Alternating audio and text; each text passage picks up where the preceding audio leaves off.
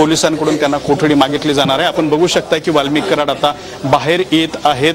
Police बंदोबस्त जो आहे तो या ठिकाणी मोठ्या प्रमाणात लावलेला आहे। त्यांची आरोग्य तपासणी गेल्या 15 ते 20 मिनिटांपासून सुरू होती, ती कदाचित आता पूर्ण झाली असावी आणि वाल्मिक कराड यांना आता रुग्णालयातून बाहेर सुद्धा काढलं जाऊ शकतं आणि थेट जिल्हा न्यायालयामध्ये या ठिकाणी त्यांना हजर केलं जाऊ शकतं। या ठिकाणी आपण बघू शकता की मोठ्या प्रमाणात इथेही पोलीस बंदोबस्त जो आहे तो लावण्यात आलेला आहे आणि केज शहरामध्ये सुद्धा सगळीकडे मोठ्या प्रमाणात पोलीस बंदोबस्त लावलेला आहे। केजमध्ये जर आपण बघितलं तर दोन्ही बाजूचे समर्थक जे आहेत ते जमलेले आहेत। त्यांना पांगवण्यासाठी पोलिसांना सौम्य स्वरूपाचा लाठीचार्ज सुद्धा करावा लागला होता। दोन्ही बाजूने घोषणाबाजी सुद्धा काही वेळा करण्यात आली होती, मात्र बीड पोलीस सध्या प्रचंड अलर्ट मोडवरती आहेत आणि त्यांनी लाठीचार्ज करून आणि त्याचबरोबर पोलीस बळाचा वापर करून सुद्धा या ठिकाणी जमलेला जमाव जो आहे तो सुद्धा पांगवलेला आहे। त्यामुळे बीड शहरातलं केज शहरातलं वातावरण शांत जरी असलं तर परिस्थिती तणावजनक असल्याची सुद्धा चित्र जे आहे ते आपल्याला पाहायला मिळत आहे।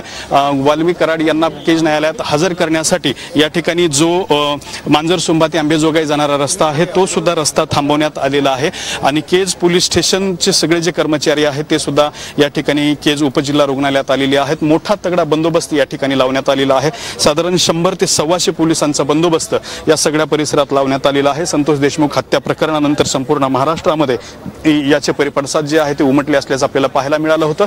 त्यानंतर या ठिकाणी वाल्मिक कराड यांना अटक जी आहे ती करण्यात आली होती आणि त्यांना आता सरेंडर केल्यानंतर त्यांना आता उपजिल्हा रुग्णालयामध्ये दाखल करण्यात आलेलं आहे आणि काही वेळातच त्यांना जिल्हा न्यायालयामध्ये दाखल केलं जाणार आहे। त्यामुळे जिल्हा न्यायाधीश वाल्मिक कराड यांना किती दिवसाची पोलीस कोठडी देतात, काय निर्णय घेतात हे पाहणं महत्त्वाचं ठरणार आहे। मात्र सध्या आरोग्य तपासणी झाल्यानंतर त्यांना जिल्हा न्यायालयामध्ये हजर केलं जाणार आहे।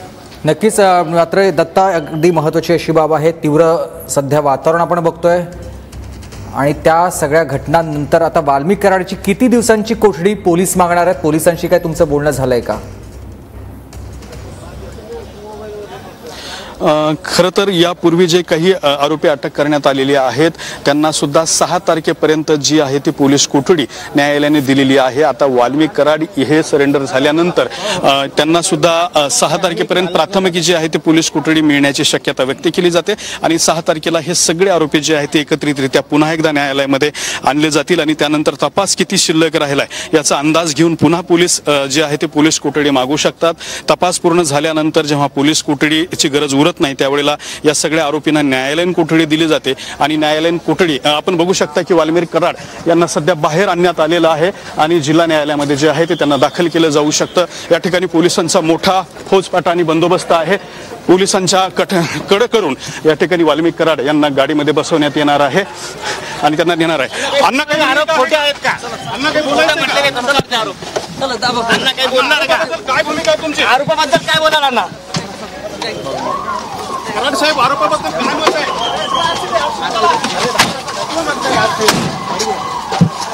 तर हे बघू शकता की वाल्मिक कराड यांना आता न्यायालयामध्ये हजर केलं जाणार आहे। त्यांची जवळपास 20 ते 25 मिनिटे आरोग्य तपासणी झाली होती आणि त्यानंतर आता वाल्मिक कराड हे न्यायालयाच्या दिशेनं त्यांना घेऊन हे सगळे कार्यकर्ते जे आहे ते सुद्धा निघाले असल्याचं आपल्याला पाहायला मिळतंय।